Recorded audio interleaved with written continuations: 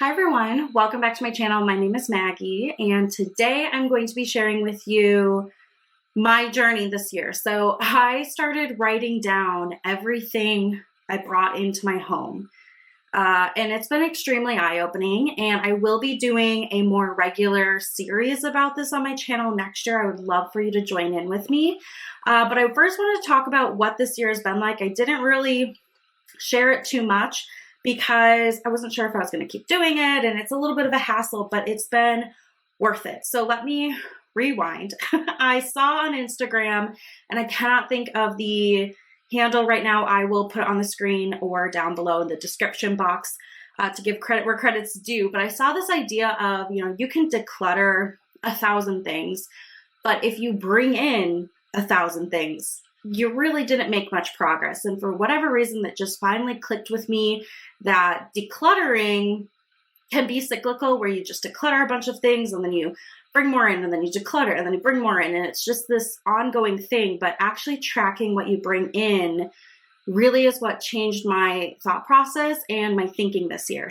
So I use a planner every day. I use a golden coil planner, and in the back of it, I have blank sheets, and I just started writing down everything I brought in. So I will read off kind of what the headers are, but here's an idea. So what I'm thinking for the new year is maybe making a spreadsheet template. If you want to follow along with me, maybe I can do something like that. Please let me know if you're interested in something like that. I would just have it linked for you to make a copy of and use yourself. But that's what I'm thinking. I still like writing it out, but I think a spreadsheet could be fun too. So anyway, I write down the item description. So the first purchase of January, a pack of 6 highlighters, and then a herbivore lapis oil, which is a skincare oil, and like anything like that, tan sweater, 4 glass spice containers, like everything I pretty much brought in, I wrote down. So I didn't write down anything like food. I wasn't writing down everything I bought from the grocery store because I would just, eat it in a week, and then that was too much for me. But pretty much anything that I bought that I had to store, that I had to maintain or keep or house, or it was going to be in my life for a little bit, I wrote down. So yeah, I didn't do any food. I didn't do any like meds either. I bought a couple bags of cough drops or another thing of Tums. Like, I didn't count any of that. You certainly could. I think, you can make your own rules of what you want to track or not track. For me, it was pretty much anything household related, clothing for myself. I didn't track anything for my boyfriend. I just did my own life, and that was plenty. Any like kitchen supplies, like the spice containers, label stickers, office supplies, anything like that. Beauty products, of course, I tracked. So it was really eye-opening. So I wrote down everything that I brought in. So I would have that as the item description. I would write down the cost. And then the next one was if it was consumable. And I just did a check mark for yes or an X for no. And what I really want to analyze, and I can share in my January video where I will do a full summary of this year and we'll kick off the new year, is I want to look through how many of my purchases are things that I anticipate finishing. So for example, a highlighter, one day I will finish it. It's going to dry up, or I'm going to use all the juice in it, and eventually it'll be, out of my life.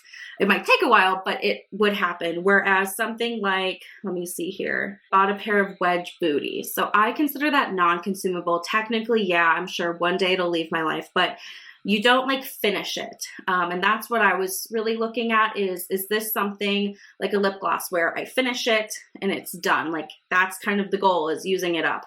Whereas a sweater, you don't use it up. You just wear it, and then, one day maybe you donate it, or it no longer fits or whatever. But it's not really a consumable product in the fact that eventually it's going to be done. And I'm sure everybody kind of labels that differently and has different thought process, but that's okay. The next column on here was where it was from. So Amazon, Target. I also included gifts. So if it was a gift, I would put gift and then like the initials of whoever gave it to me, because I'm still accepting things into my home. And there were a few things this year I re-gifted back out, which is great, but I still initially brought it into my home. So, the cost would be $0. I'd have the description, but it still counts as something coming in. And then the next column I had is price per. So for example, my highlighters, there were 6 highlighters in the package.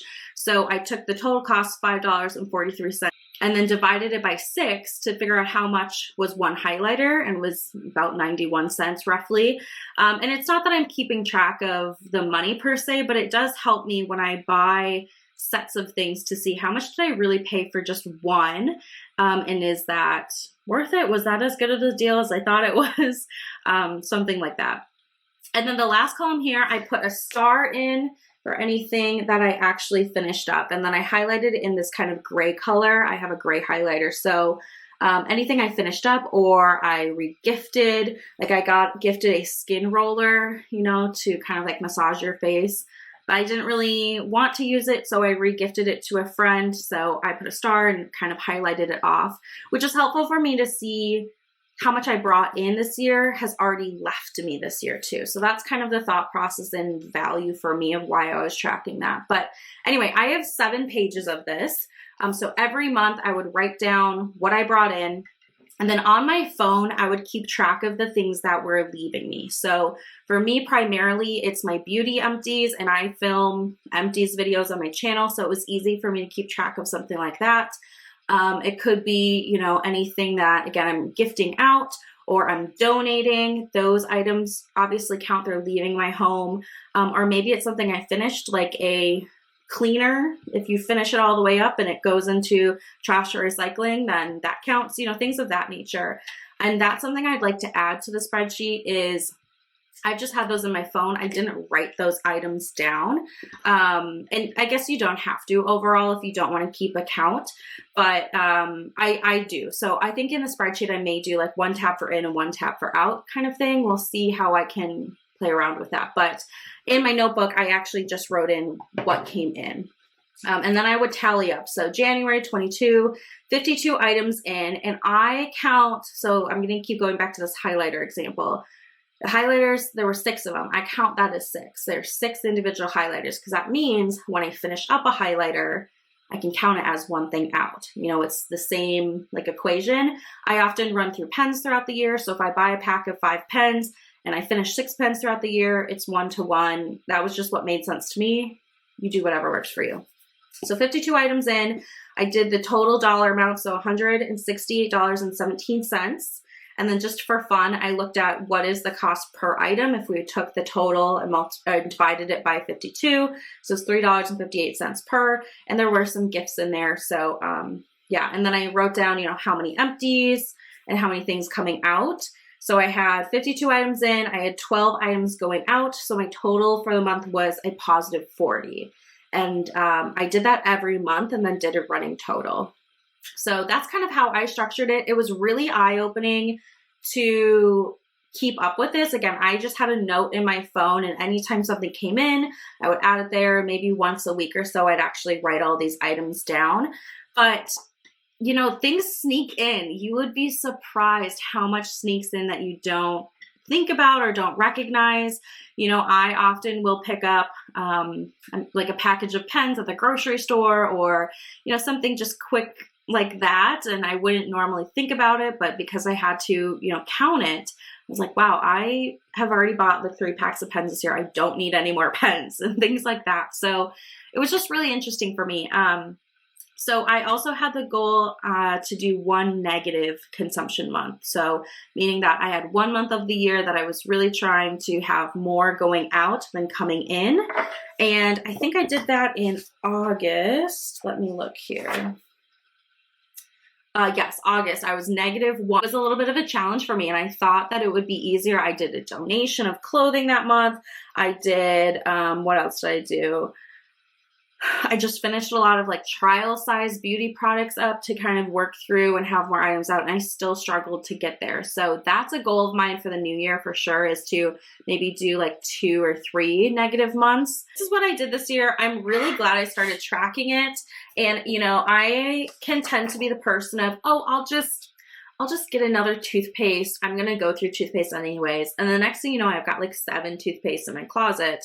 And yes, I will go through them, but that doesn't mean that I need to keep buying more either. Like, I'm obviously buying them faster than I'm going through them. So it helped me kind of reevaluate.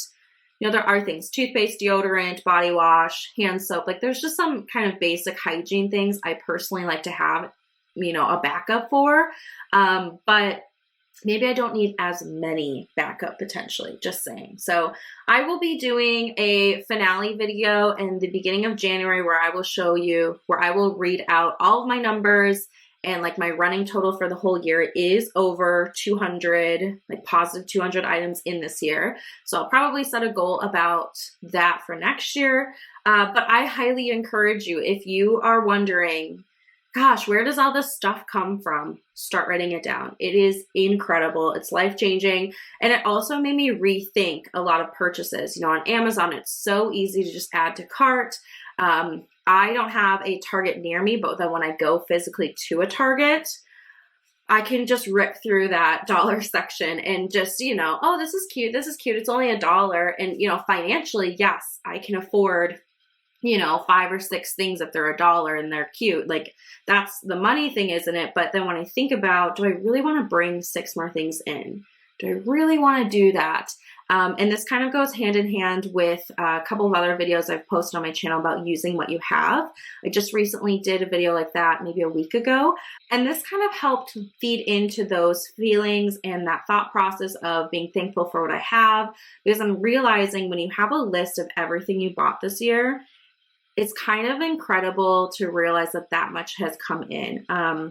And it's also made me realize there's plenty of things that I can pass along. Like, I was gifted a couple of books. I've read them. I don't really reread books. I don't really read books in general. So the fact that I read them is an accomplishment, and I probably won't reread them. So I can donate them to the little free library that one of my neighbors has, or I can regift them, or I can see if the library wants them. Like, there's so many options to, get things out of your house usually, but it's kind of the reminder I need to actually pull the trigger and do those things.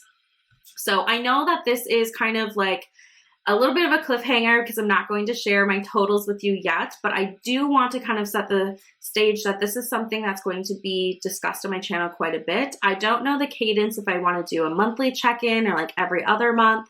I'd love to hear from you down below and what your thoughts are, what you'd like to see. But I think it'd be really fun to check in together and maybe share my spreadsheet like in a view-only capacity where you could see what I'm bringing in, what's going out, things of that nature. I also would like to categorize next year. So maybe it's like clothing versus office supplies versus beauty products, like that kind of thing. So I can really start to see maybe there's some hidden spending triggers that I have that I'm not recognizing or addressing. So I just think next year I want to refine this a little bit more, but keep it going. This current year, 22, was really interesting as kind of, let's just see what happens. And I have 7 pages of things that I brought in. That's what happened. So I definitely have room for improvement, but if you don't know where you're starting, it's hard to improve upon. So that's all I have to really share today. I guess I'll just kind of show you an idea of what these pages look like. So you have kind of a frame of reference here if you want to, I guess, kind of see. Yeah, I've got a couple more pages, and I did front and back, so it would go through. I haven't finished for December yet because I know that Christmas is coming and I'll probably get a couple of gifts. So those will be added in. That's it for me today. I hope you guys have enjoyed. Let me know your thoughts and ideas about this. How can we check in about this together? How can we track these things? What types of metrics or things do you think would be interesting to track? Like I said, I definitely want to do categories. I definitely want to keep track of what stores I'm buying the most from. I know Amazon's a problem for me and a lot of us, so I'm assuming Amazon will be top of the list. But if there's other things that you think would be interesting, let me know, and maybe we can kind of incorporate that. And if you're interested in a digital tracker, let me know too, and I can maybe put up a template that you guys can copy from and use. So that's going to be it for me today. Thank you so much for watching. I can't wait to continue this conversation in the new year. Otherwise, I hope you are well and enjoying the holiday season in the way that makes you the happiest. And I will see you guys in my next video. Bye, everyone.